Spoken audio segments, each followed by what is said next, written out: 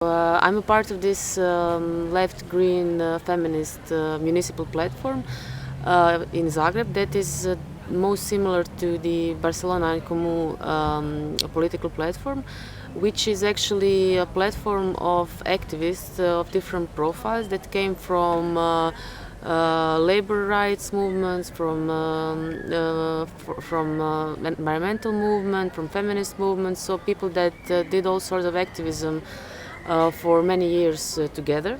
And since we wanted to change the current situation, political situation in Croatia, and we wanted to change the way the politics is done, we wanted to do politics for public interest first of all. Then we formed this platform called Zagreb je naš, and we said we're going to be one foot in the institutions, the other foot in the streets, which meaning that the politics should be done in relation to social movements coming from the bottom up and including actually people who are doing different actions for public goods. We have like one representative in the city assembly. And also 40 plus representatives in district councils and neighborhood councils. So we are doing local politics. That is what I said. That we wanted to change the way the politics is done. So it's not a bad word. And politicians are, not only working against people, but we wanted to be the people who are actually doing some good work on the streets and in their communities. We wanted to bring them together to a political platform to advocate to good policies that come from social movements. So that's what we do. So we also organize protests, but we also are in the city assembly. So that's why we said it's one foot in the institutions, the other one in the street.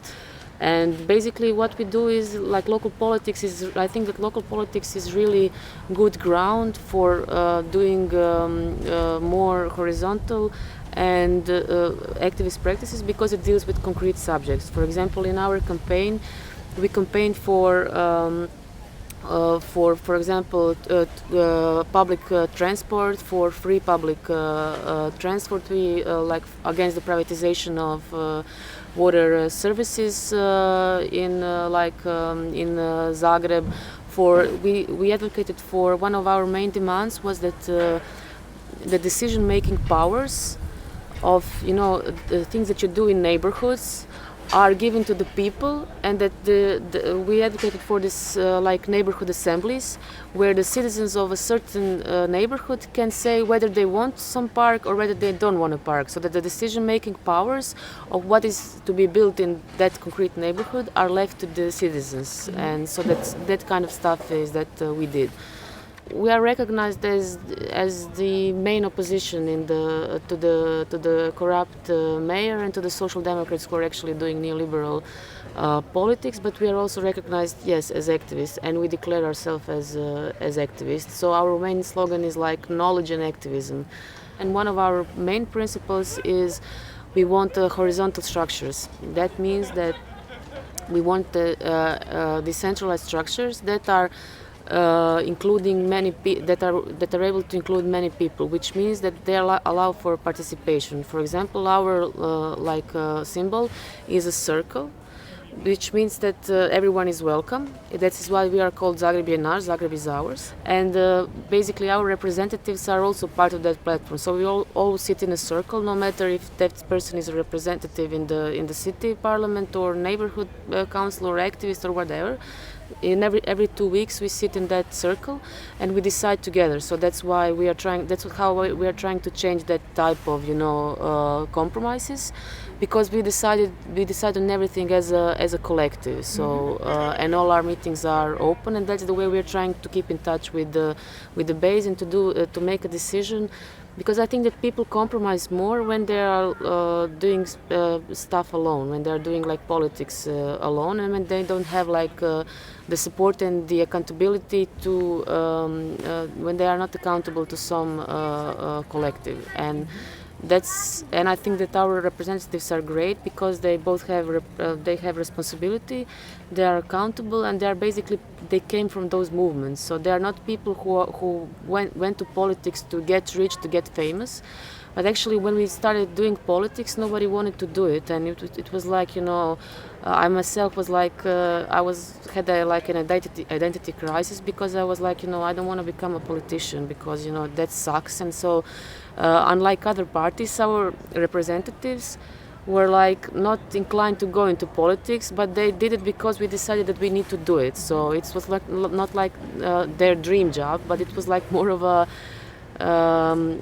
a sacrifice in that sense. So, and none of us went to politics, to have our own private interests, but actually to represent those struggles from which we came. So, for example, right now the main topic in the city of Zagreb is the fact that a large international corporation is planning to build a luxury apartment complex in the city center by taking away a lot of green area for the residents of. It's a huge area. It's basically it's the area that amounts to the city center. The city center area of Zagreb. It's not in the city center, but that's how big it is. So that the new owner will not be accountable to citizens, will not do anything that's like a public good, like investment or anything like that. And he made a deal with the mayor to do it. So right now we are building up mobilization to, for example, we are on the one hand we are like gathering activists to protest against that, to build different, to do different activities like protest activities, and on the other hand we have our representative in the city assembly that is always talking against the deal, that is like trying to abolish the deal, and so this is what I'm talking about: institution and the street. I think that having no structures at all is as bad as having too many structures, because when you don't have structures, then you have informal power rising, and you have, like in many anarchist organizations, I don't know, I mean at least in some that I work with, there is like everything is flat, so everything is horizontal, but basically that creates informal leadership, and there is leadership, only it's not formalized. So that's why we try to create a variety of structures that can allow for participations but exist, and also to create different rules. I don't think that that only horizontal structure, fully horizontal structures, actually can create this less patriarchal structures, but actually well thought structures that are allowing for participation but still have rules.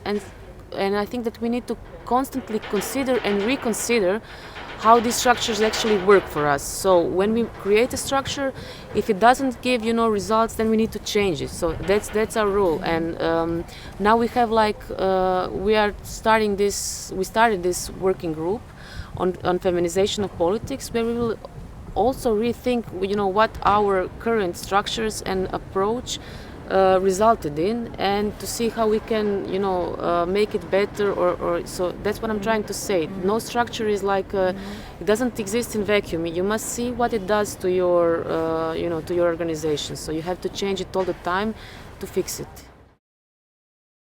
But I think that one of the things that can be learned from the history of feminism is the way of organizing that tries to change the power relations, which means that actually that changes power relations, because what is given as a dominant, in hierarchical organizations, you will always have more men in leadership positions, because that's the way the whole society works. So if you want to change the way the whole society works, we need to also rebuild different types of structures in a way to make them more horizontal and more democratic.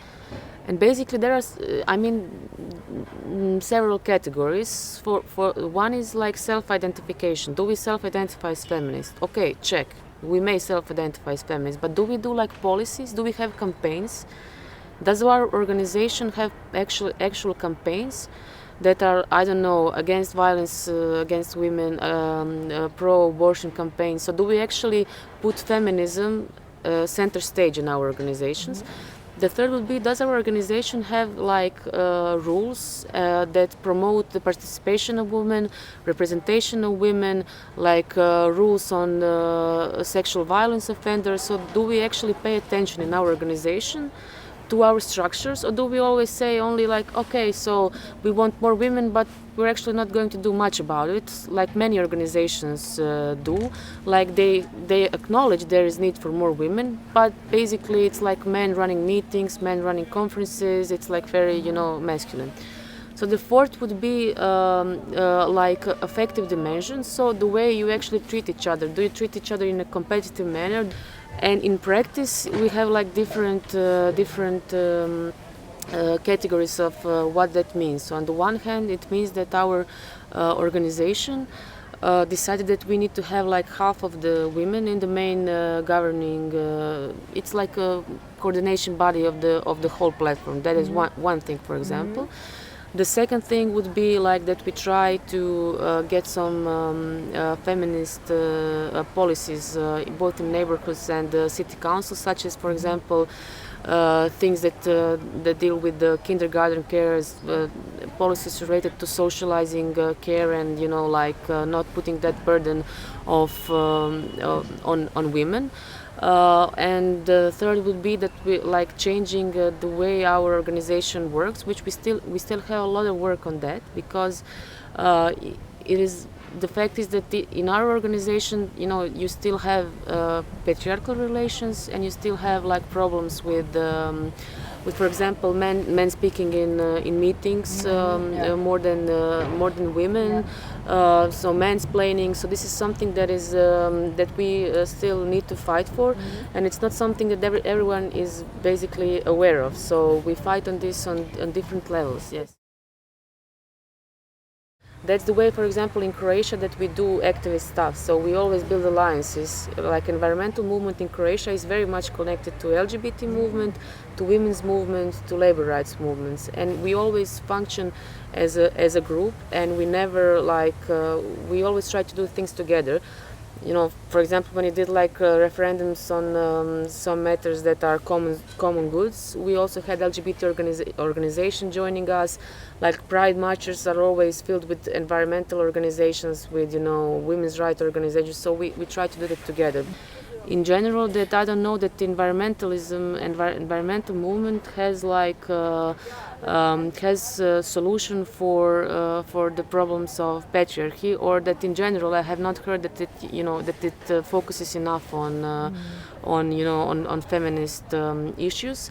That we have developed discourse that actually can substantially connect feminist struggles to environmental struggles. So I think that's number one issue. Does environmental movement actually know how to connect to feminist movement, and how to make it like like one struggle, and like actually to say like, okay, what's the relation between gender and the climate crisis? So I don't think that we emphasize that enough. So that's a first, and then on the other hand, like how to actually bring feminism into environmental organizations by actually implementing different practices that will empower women, and that will change power relations within our movement. I think that we don't pay enough attention to that, because it's still like very much very much patriarchal. And it's not only environmental. I mean, every type of organization, I think that everybody can relate wherever they come to a meeting. They're gonna see very similar things, like women doing support roles, men doing leading roles, women not speaking, men speaking, women, so women not speaking in public, in conferences, men speaking. So I think I think that we have like a serious problem of gender relations in our movements, which we are not acknowledging. I mean, we are to a certain extent, and we say we are feminist. That's why I said that we need to be more radical inside our own organizations, because we need to push for more feminism. And it's not like it's accomplished. And our social movements sometimes do think that everything is accomplished in that sense, that they are feminist, they're very progressive. But the main question I would like to ask is, okay, but what things we do, if it's, what do we do in practice? Do we do enough? in terms of asking for policies, for campaigns, for changes in our organizational structure, so that can lead to like change in power relations. So yeah, my basic conclusion is that we should be more radical.